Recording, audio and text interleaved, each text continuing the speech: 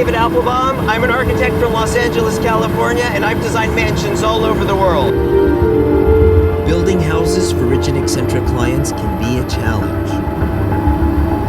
But there's one place every architect knows that can sum up just how hard it is to make the super rich happy. This house, the mansion of powerful oil tycoon John D. Rockefeller, the richest man in America. It may look amazing, but building this place was a disaster of epic proportions. A fight that pitted father against son. 7 years of construction delays, scandals, kidnapping threats, arson, and even murder. Join us as we go inside with exclusive access to discover why things went so terribly wrong for America's richest man.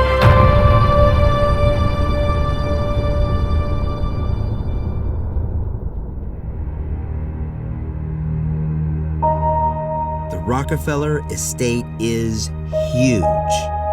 It covers more than 3,000 acres. That's nearly 4 times the size of Central Park. In the middle of this endless private garden, at the top of the hill, is the mansion that nearly tore the Rockefellers apart. A place they called Kijket. That's Dutch for lookout.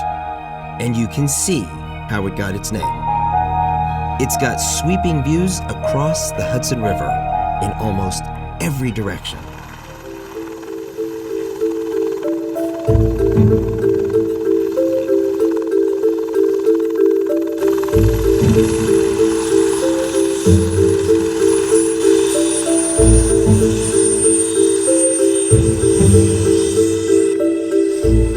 On the ground, this is spectacular.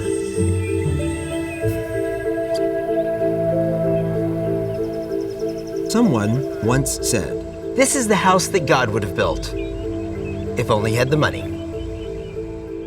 The immaculate gardens are breathtaking.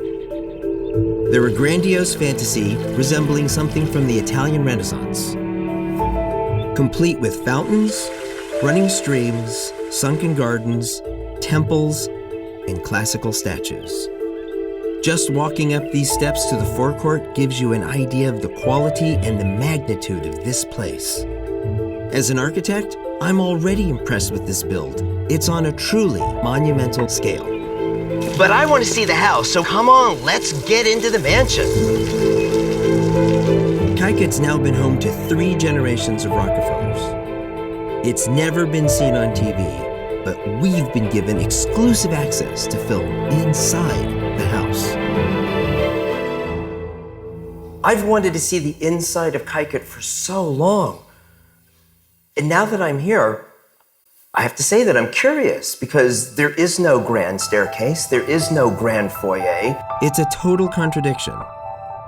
The outside just doesn't match the inside. The exterior of the house and the gardens are as fancy as can be. And then you step inside and it's like an unassuming upper middle class house. Why? The rest of the ground floor is also surprisingly modest. This is Rockefeller's private study. Just think, 100 years ago, the richest private individual in the world actually sat at this unimposing little desk. What keeps coming back to me is just how humble the inside of Rockefeller's house is, given Rockefeller's fortune. All the other tycoons at the time had huge palatial mansions. This just isn't the Gatsby-esque palace I was expecting. There's nothing super flashy here, nothing glitzy, no grand ballrooms or dining hall to entertain hundreds of guests, nothing to show off how wealthy he really was. A simple home wrapped in a fancy box. Why? Rockefeller Sr. and this weird house are a riddle. And to unravel it, we'll have to go back in time to before this house was built. Talk about the dichotomy of seed. Peter Johnson is the Rockefeller family historian, and he's known them for more than 30 years. When he came to build Kijket, He was no longer a 30-year-old hotshot creating the oil industry. He's now close to 70 years old. He's retired from business for at least 10 years. He's looking for a quieter existence. By 1911, Rockefeller was long since retired, and his son Junior was helping manage the family fortune. He was worth approximately $1 billion in that year's money. So he was probably the wealthiest private citizen in the world. It's here that the mystery I'm after really begins. The richest man in America retires and leaves the city for a bit of quiet life to this giant 3,000-acre plot of land he's bought up over the years. So here at Kikett, there was originally just an old farmhouse. He lived very quietly and very happily with his wife in the farmhouse. It's just odd. The richest man in America suddenly decides to live in the middle of nowhere in an old farmhouse. Not the lifestyle you'd expect for a New York tycoon like Rockefeller. David Patrick Columbia knows the New York society scene and its history inside and out.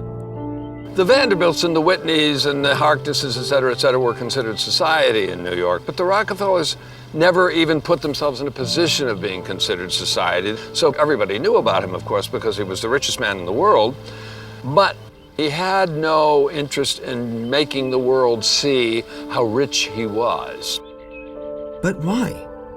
In fact, it seems that maybe Rockefeller Sr. didn't really care about any kinds of material possessions at all. But one night, the old farmhouse he was living in caught fire. It burned down one night, and he simply moved down the hill to another farmhouse. The destruction of Senior's house was his son's chance to build a better place for his parents to live. Rockefeller Jr. had worked for his father since graduating from college.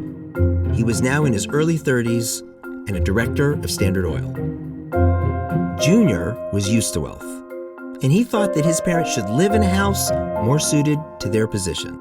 At that point in time, his son said, "We need to build a place for you that is consonant with your wealth and prestige and status in American society."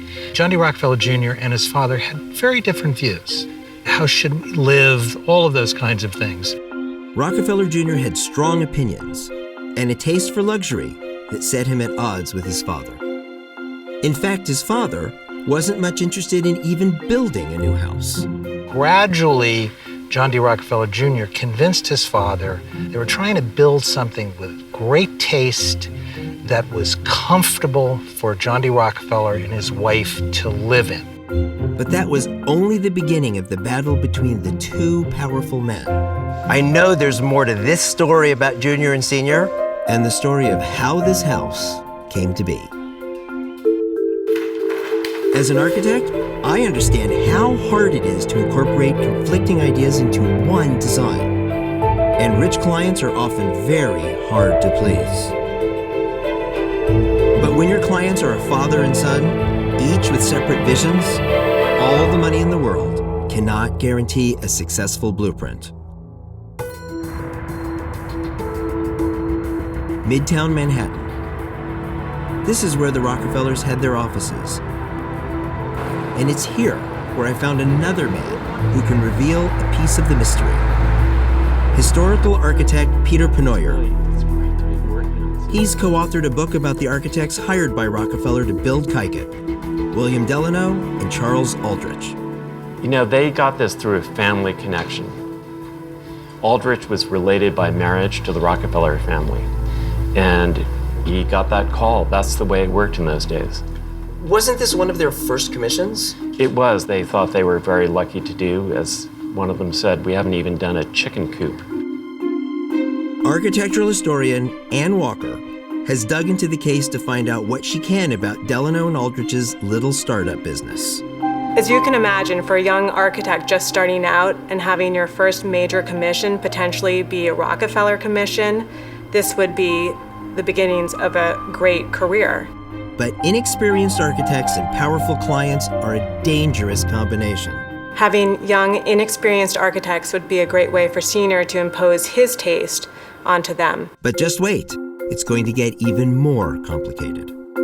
Delano and Aldrich were really Junior's architects. Senior's architect, Dunham Wheeler, was working on his estate in Lakewood, New Jersey. So Wheeler drew up plans for Senior. So there were already, from the very start, 4 people involved in the process. And on top of all of this, Junior pulled in Ogden Codman to do the interiors. So not only did you have Wheeler and Senior, you had Delano and Aldrich and Junior, and then you had Codman. That was a recipe for disaster. The whole thing was a ticking time bomb. In 1906, plans for the Rockefeller Dream House, drawn up by 4 different people, hit the construction site. And what happened next can only be called a catastrophe.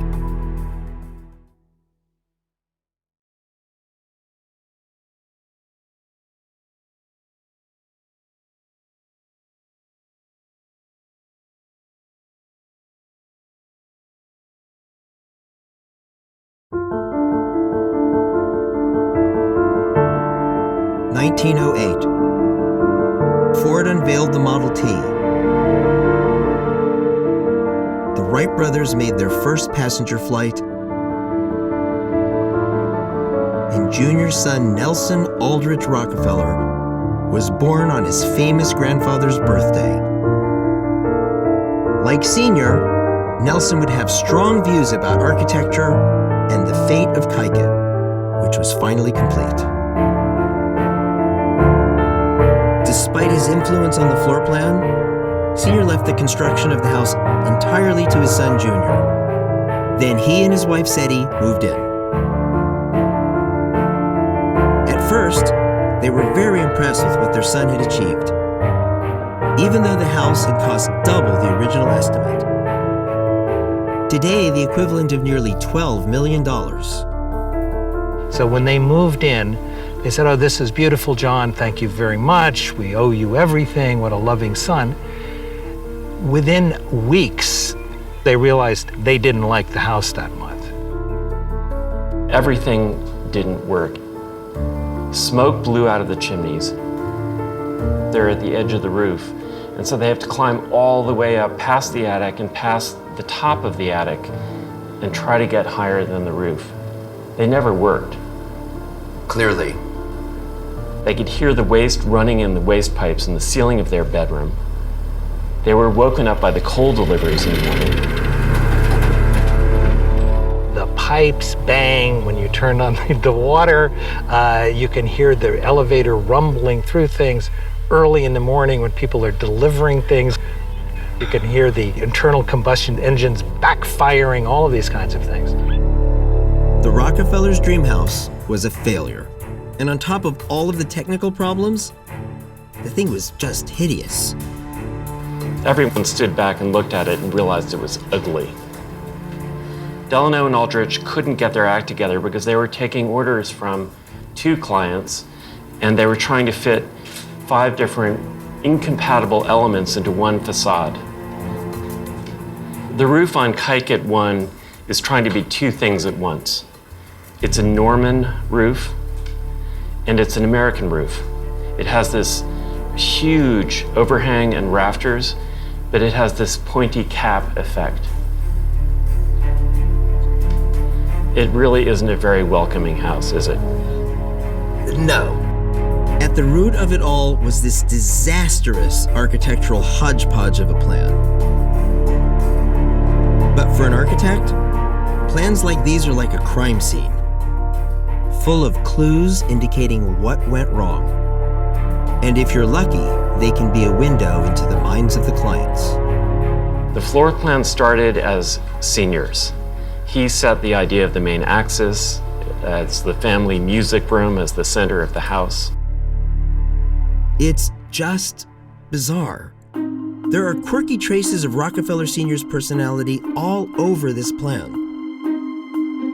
The floor plan is very unusual because the stair is hidden behind the organ. So there's no grand aha moment when you come into the Kykuit 1 plan. And in fact, Delano and Aldrich complained for the rest of their careers about organs. They never wanted to do another house with an indoor organ. Senior insisted the architects follow his floor plan precisely.